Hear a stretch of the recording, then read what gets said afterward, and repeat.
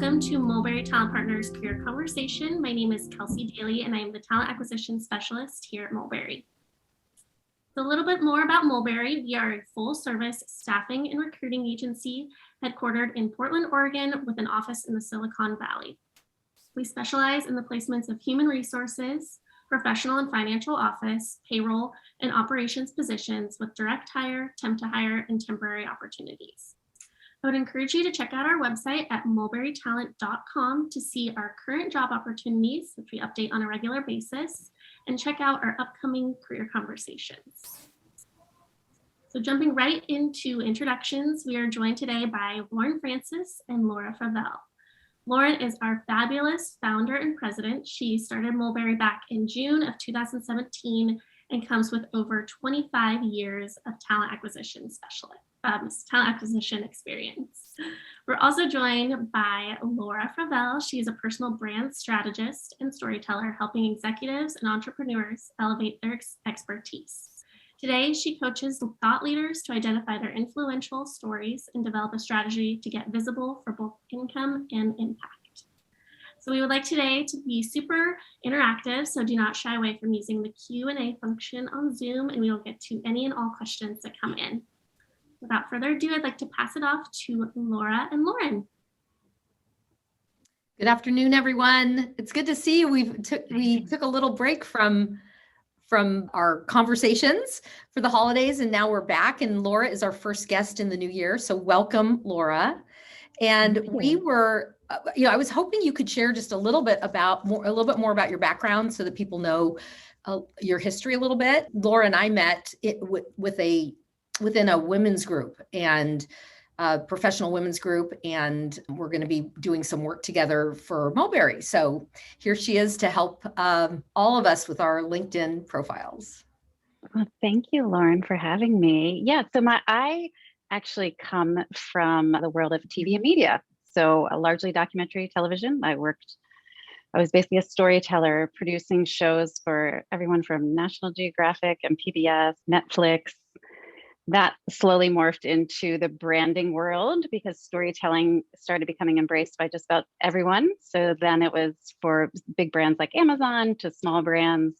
And really what all of that entailed was always, no matter what it was, the story was come up with that one person, that one character, real person that can help us tell the story. I just saw the impact that one person had. And I shifted a few years back to really helping the individual.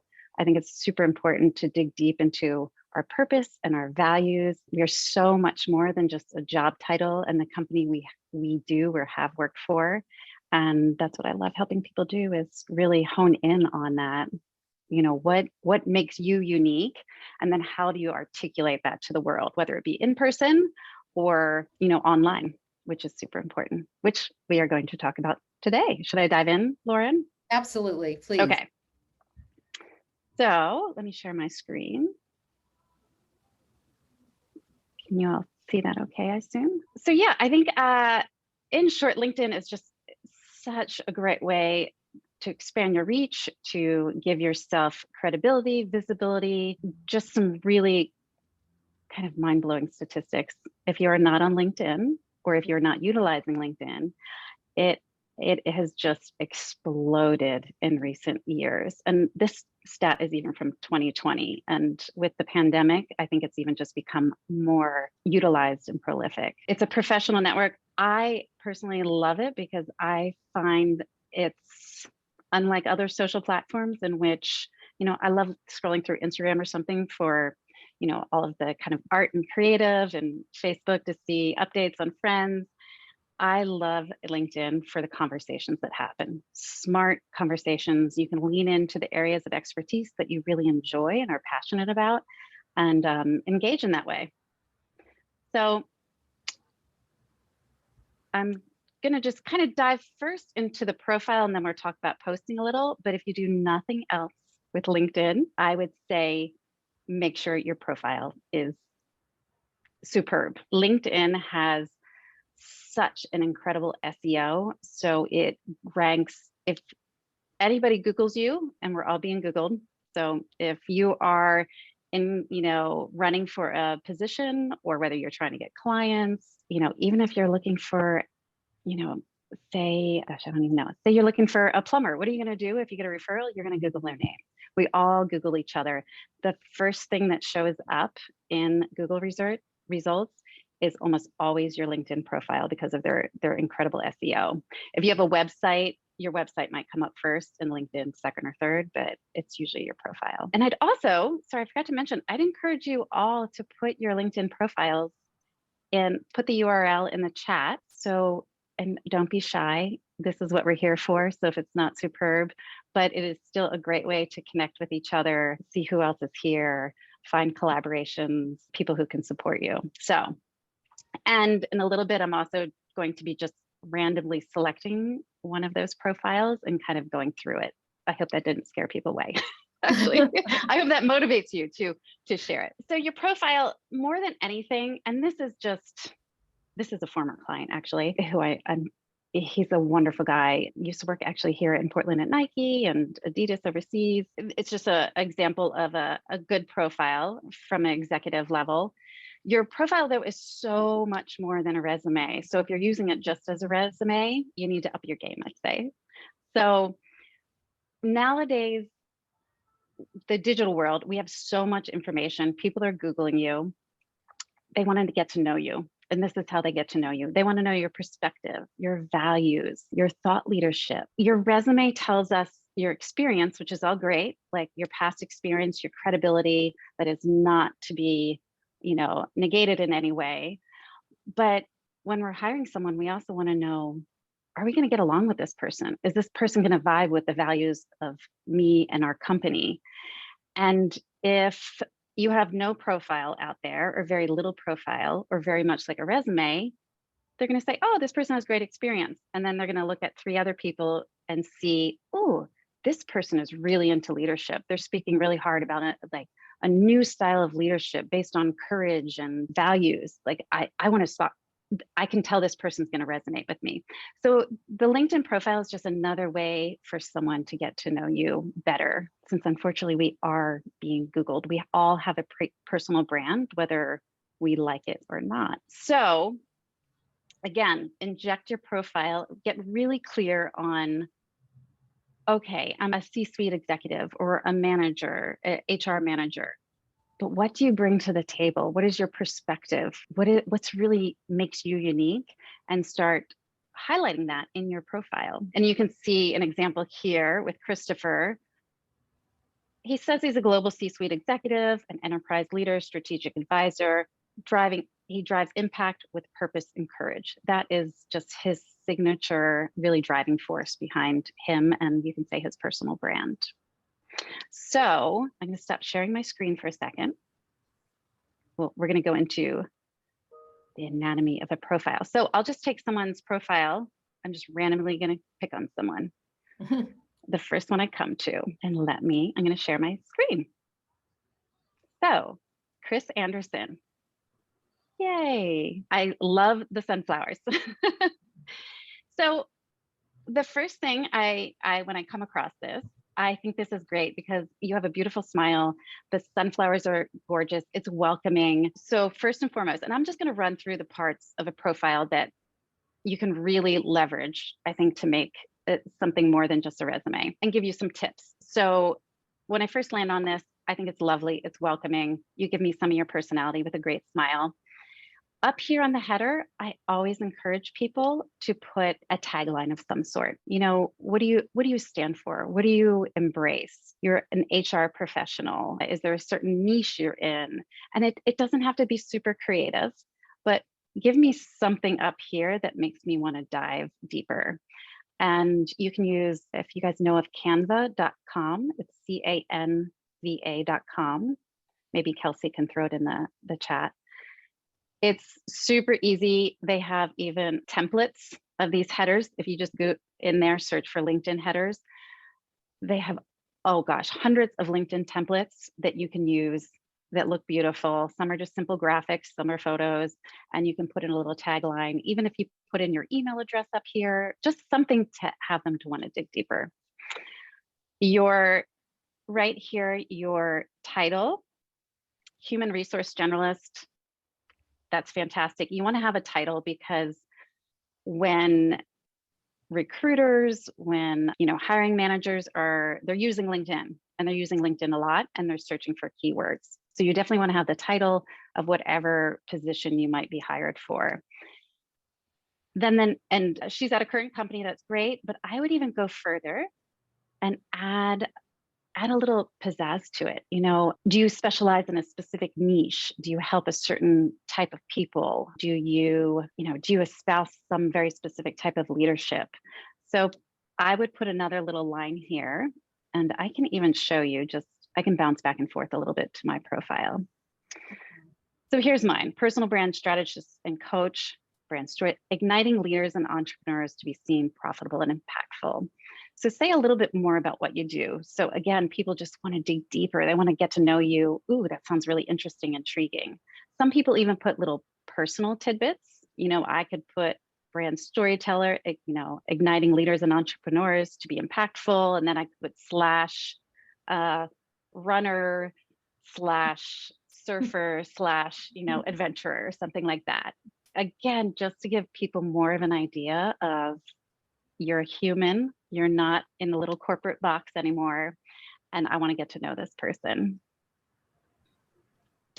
So, and we'll keep going. And again, this tagline up here, I think it's something like 3 or 4 lines. I forget the number of characters, but it's pretty long what you can add there. Usually 2 or 3 lines is probably sufficient. Can I interrupt really Yeah. quick question?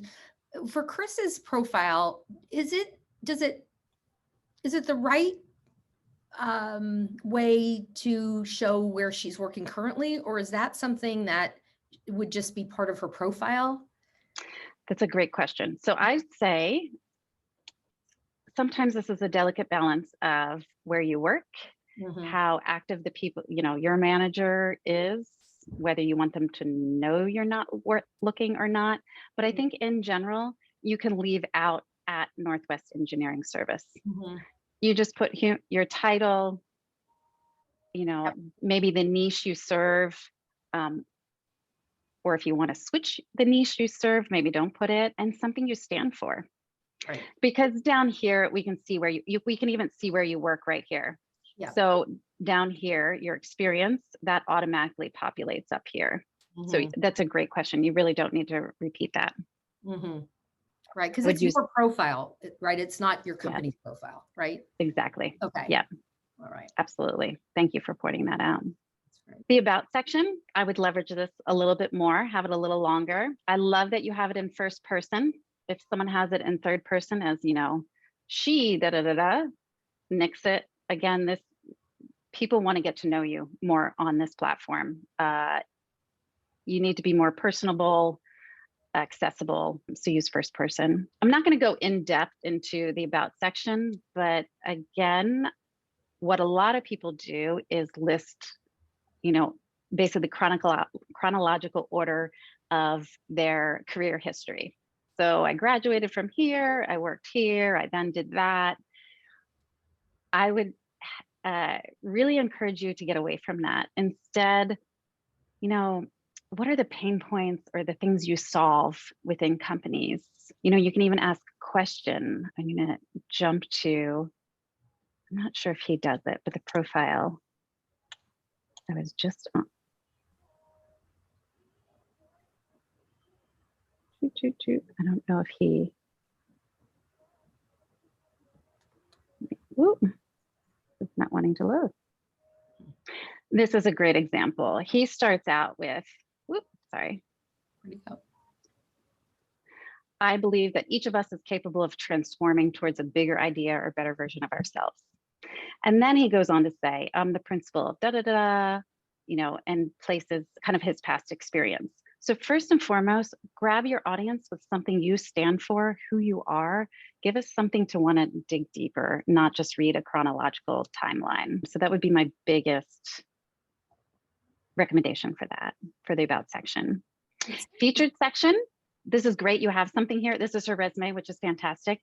I would add even a few other things. Have you ever appeared in or mentioned in a media article? If you've been posting, which it looks like she has, You can even tag one of your posts, put featured posts. So highlight what you talk about and things you espouse. Again, your values, your perspective. You can tag activity. And I'm going to go to my profile to show you this. It might be really helpful. So here's my featured section. And you can put quite a few. So this one here, the second one is a website. It's an event I hold. But these two are just posts. They're posts I have recently done. So here, I'll just click my most recent post. If I wanted to feature this, I would just go to the top 3 little buttons and I'd hit feature on top of profile. Oh, wow. And you can change them around. So if you suddenly get mentioned in an article, or if you don't ever get mentioned in an article, it's okay. Just feature one of your posts. You can change them around. So each of these sections has this pencil, I guess, in which I could go around and reorganize them. So if I wanted to move them, I would just drag and drop it. So like 2 months ago, I spoke somewhere and I wanted to feature that. So I threw it on and it ends up way at the bottom and you have to move it to the top. And then you can remove them if I don't want it anymore, if it's no longer, I think I have to go back to do that. Oh, remove right here, remove from featured. So, okay.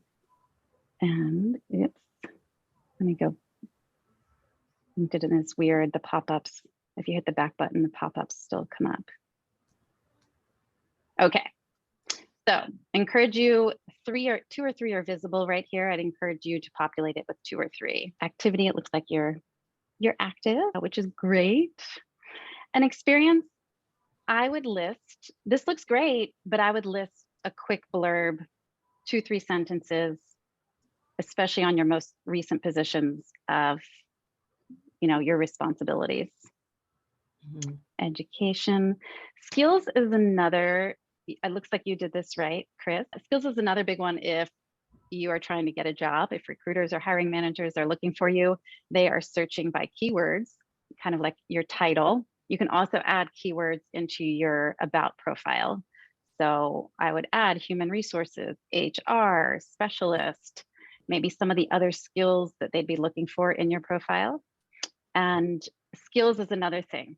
A lot of people only put like top 4 skills they have. I think you're allowed 50.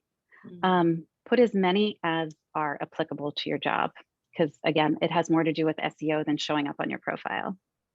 And was there a question, Kelsey? John is wondering how you move sections around. He said his about section is a bit buried. Oh, okay. I will get to that in just 1 second. I'll flip to my profile and I'll show you really quickly, just to finish up on Chris's.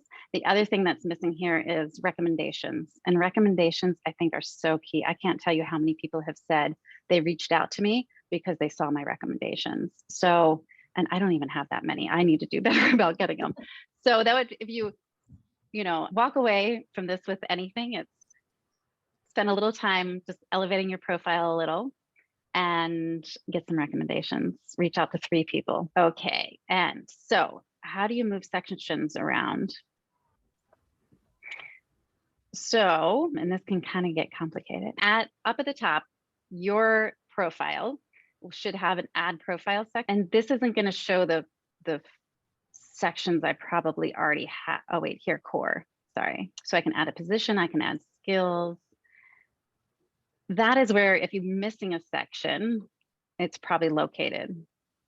Now, one of the other things though is LinkedIn last year rolled out what's called Creator. If you are not super active on the platform, I wouldn't necessarily, or I shouldn't even say super active. If you are not active on the platform, I wouldn't necessarily turn it on. If you're active, it probably is good to turn on. It seems to give more visibility to posts. I'm still not sure the whole, you can read about it. LinkedIn has a whole philosophy behind the creator mode. It's for people who are creating content on the platform. What it does is it put hashtags. You'll see hashtags here, which if you don't have creator mode on, you won't have those hashtags in your profile. So you get to choose 5 hashtags that you stand for, that you talk a lot about, that your expertise is in. So that also helps you to be found to a certain degree. I'm not sure how much. Like I said, the feature hasn't been out. That what it also does is stick your featured section above your about section. So normally your about section is right here, I think, under this main header. Your about section would be here. And instead, it gives the featured, your content, more of a above, a more front and center in your profile. So if you're creating content, it is good to have that. If you're not creating content, I'd keep your about section up there. How you turn it on. Sorry, I'm probably giving you guys motion sickness going up and down. You'll see a resources section on your profile if you're logged in as you, and you just hit, it would say off and you just turn it on. That's great. I have a question for you, Laura. Yeah. Is when you see people that come to you to help them amplify their brand and create it, what are the pain points for people? You know, I know that there's a fear factor sometimes in sort of working on your profile and clicking live and, oh my gosh, you know, people are going to see this. And there's that happens for people. There's sometimes people have a hard time articulating or they know who they are, but they don't know how to talk about it. Right. What are the pain points for people? What do you see happen when you, or what, you know, what are people coming to you for? I think well, I should also mention really quickly, sorry, when you were talking about that, the creator mode also allows you to do newsletters on LinkedIn. So again, if you're creating content regularly, it's great to do a newsletter. If you don't have that turned on, I'm pretty sure you can't do newsletter. It also gives you access to LinkedIn Live, which I'm not sure if you don't have creator mode on. So pain points, yeah, I think one of the biggest ones is not being able to articulate, not know how to differentiate yourself from everybody else. And I think we're for so long been taught to be in this corporate box, act a certain way in the corporate world, act a certain way to be considered professional. And I think the world is changing. We have so much noise out there. You know, it's not like we can just pick up a phone book or someone gives us a couple referrals. Now we have like the entire world available to us. When we Google who we need or what we need, that I think being that stereotypical corporate face and facade and professionalism is breaking down, especially with COVID now, and we're inside people's homes, we're seeing their bedrooms and their kids. I think what makes you stand out is bringing forth that personality, the perspective, you know, really sharing more of who you are and your values. So that would be number one, is how to articulate it. And then two is, what do I even say on the platform? How do I, you know, what do I say? How do I say it? That would be the next thing. What about oversharing? I mean, there's obviously there's a line, right? So, and So I think the talk of authenticity and vulnerability, I think there's a lot of confusion around that. Is, you know, I still feel strongly you get to decide what you want to share and what you don't. You get to have the boundaries of professional versus personal. That doesn't mean you have to share, you know, your kids and your challenges and your struggle. And if you went through cancer, if you want to share that, if that's like something you're passionate about, I encourage you to share that, because it's an amazing connection point with people. But authenticity to me is more, and, you know, I think this is also just a sign of leadership, having the courage to share your perspective and your expertise. So if you're in this room, you have amazing expertise and you have a unique path that no one else has had. It doesn't seem unique to you because you're so, you know, in it, but that is what's going to make you shift. You know, even if you've pivoted careers, you leverage whatever you did in the past to bolster this. Like, I just spoke to a retired nurse of 25 years who now she wants to become like a leadership advisor for hospitals and the leadership staff in hospitals. And she's like, I didn't even manage teams. Like, I hated it. I liked working more one-on-one with it. Like, who am I to say I'm a leadership advisor? She's in for 25 years. She's interacted with every leadership style there is to imaginable. So I think you just need to shift the narrative and leverage that. It's all kind of we tell ourselves so many stories. We have to really, really evaluate what stories are we telling ourselves as well as, telling the world, and Yeah. make sure those stories are serving us. That's great. That is just a perfect example. We Yeah. just don't really sometimes know what our strengths and how to share that. So Yeah. well said. Do you want me to I have a couple. I know we're almost, oh my gosh, this is a topic I could speak on forever. Just my last quick little tips. Story. What is your story? What is your value you're bringing? I kind of already touched on that. If you do nothing else, engage, like profile, engage. Engagement means everything. Come up with a list of organizations and the leaders within those organizations, connect with them, interact with their posts, not just like, but also comment, and then start posting. I feel like it's a lot easier to plan out ahead, even if it's starting to post once a week. But if you post and never engage, your posts are going to get like 0 to 1 or 2 likes. Engagement means even more than posting to be able to really utilize the platform. Oh, and this is just really quickly, the frequency of posting. It's not like Instagram or Facebook. You don't have to be posting 7 days a week. I'm never on the platform on the weekend, rarely. If I post, I use it a lot, but that's kind of, if you want to talk algorithm, this is when you're going to get the most traction, is 10 to 30 times per month. Oh, wow. Connect with me.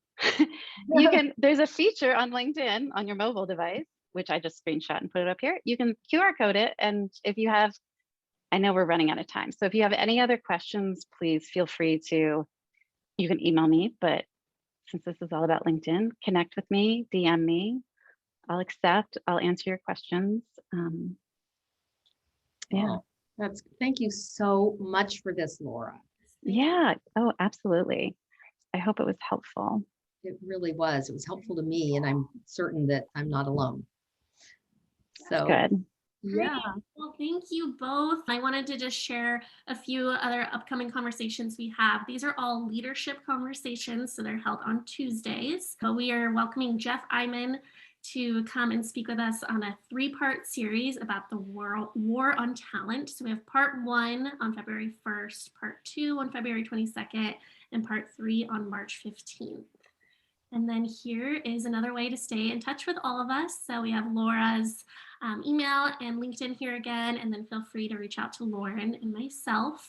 And we wanted to thank you all for choosing to fly with Mulberry. We know you have many different options when it comes to webinars, and we are so happy that you joined us today. And thank you so much to Lauren and Laura for an amazing conversation. Thank you so much for joining us, everyone, and we'll see you next time. Thanks again, Laura. Thanks, Lauren. Thanks, Kelsey.